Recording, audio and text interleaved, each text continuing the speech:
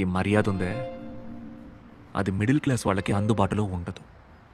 దాని గురించి ఆలోచించడమే పెద్ద నేరం రా. పడి పడి ట్యాక్సులు కడతాం, చిట్లు కట్టి సేవింగ్స్ చేస్తాం, రోజు చిల్లర ఖర్చులకి క్రెడిట్ కార్డులు గీస్తాం, బ్యాంకులో లోన్లు తీసుకుంటాం, మళ్ళీ ఆ అప్పు తీర్చడానికి బయట ఇంకెవరి దగ్గర అప్పు తీసుకుంటాం.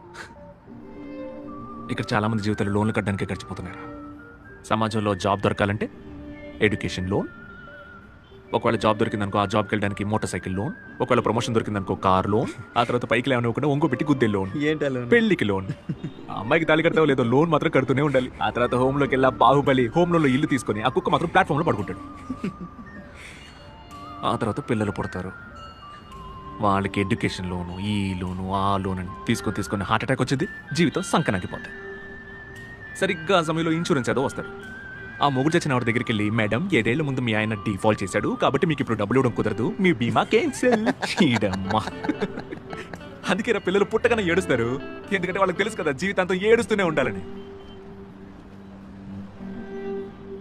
కష్టపడే వాళ్ళదేరా మెజారిటీ, మన గురించి ఆలోచించేవాడు ఎవ్వడూ లేడు.